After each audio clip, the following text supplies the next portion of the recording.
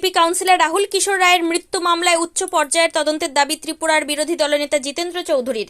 ত্রিপুরা উত্তর জেলা ধর্মনগরের বিজেপি যুব মোর্চার মণ্ডল সভাপতি ও 5 নম্বর ওয়ার্ডের কাউন্সিলর রাহুল কিশোর রায়ের রহস্য মৃত্যুর ঘটনায় এবার সরব হলেন বিরোধী দলনেতা তথা সিপিআইএম রাজ্য সম্পাদক জিতেন্দ্র চৌধুরী। এই চাঞ্চল্যকর ঘটনার নিরপেক্ষ ও স্বচ্ছ তদন্ত নিশ্চিত করতে অবিলম্বে একটি উচ্চ পর্যায়ের তদন্তকারী টিম গঠনের দাবি জানিয়েছেন তিনি। এক সাংবাদিক সম্মেলনে জিতেন্দ্র চৌধুরী জানান, রাহুল কিশোর রায়ের পরিবারের পক্ষ থেকে বিশেষ করে তার স্ত্রী বারংবার দাবি করছেন যে তার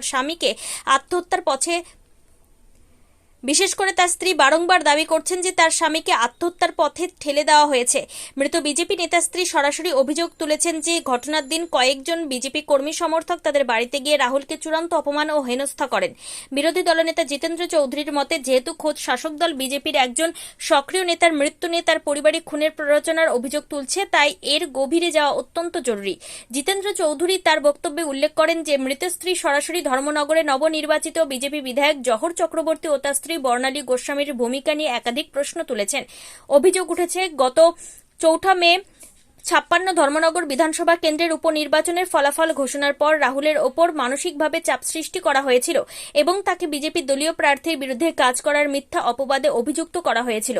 মৃত বিজেপি নেতা রাহুলের স্ত্রীর দাবি অনুযায়ী বারবার সাহায্য চাইলেও বিধায়কের পক্ষ থেকে কোনো ইতিবাচক সাড়া মেলেনি। গত 5 মে মঙ্গলবার ভোরে নিজ বাড়ির বাথরুম থেকে রাহুলের মৃতদেহ উদ্ধার হয়, যেখানে তার গলায় বিজেপির দলীয় উত্তরীয় পেঁচানো ছিল। এই ঘটনাকে কেন্দ্র করে ধর্মনগরে তীব্র উত্তেজনা সৃষ্টি হয় এবং বিজেপি কর্মী সমর্থকেরা পথ অবরোধ করে দোষীদের গ্রেপ্তারের দাবি জানান। মুখ্যমন্ত্রী ডক্টর মানিক সাহা ইতিমধ্যেই ঘটনার নিরপেক্ষ তদন্তের আশ্বাস দিয়েছেন, তবে বিরোধী দলনেতা জিতেন্দ্র চৌধুরী পুলিশের নিরপেক্ষতা নিয়ে সংশয় প্রকাশ করে উচ্চ পর্যায়ের হস্তক্ষেপ দাবি করেছে।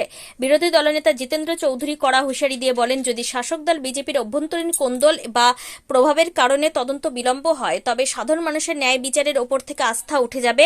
তিনি অবিলম্বে এই ঘটনায় জড়িত প্রকৃত দোষীদের খুঁজে বের করে এটা পত্রপত্রিকায় এবং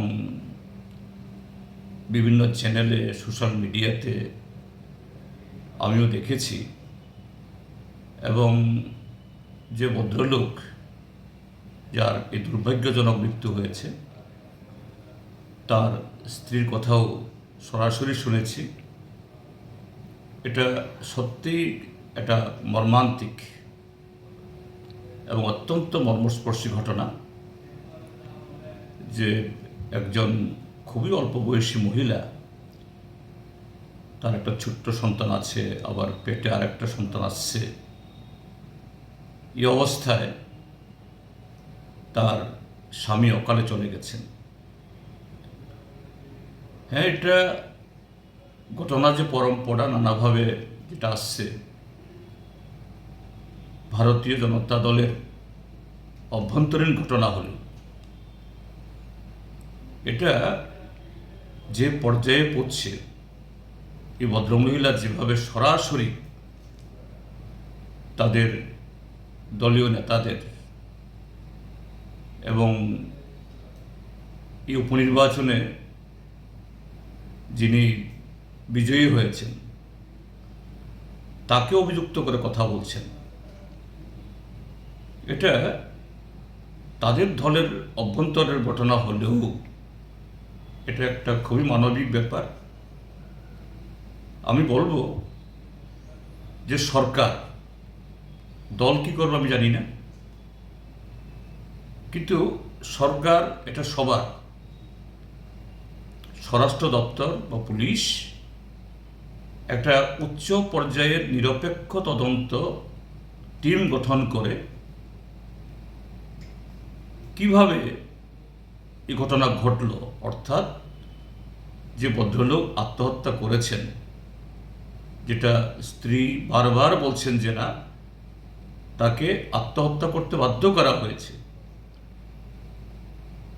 এটা তদন্ত করে এবং সেখানে এই মৃতর যিনি স্ত্রী তিনি কিছু নামও বলছেন, যারা অভিযুক্ত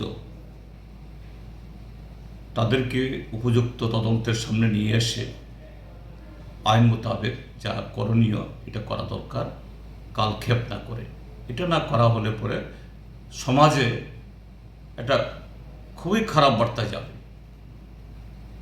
যে কোনো দলের ভেতরে এরকম কোনো অপরাধ অমানবিক ঘটনা ঘটলেই সেখানে দেশের আইন কানুন ওইখানে অচল হয়ে যায় না।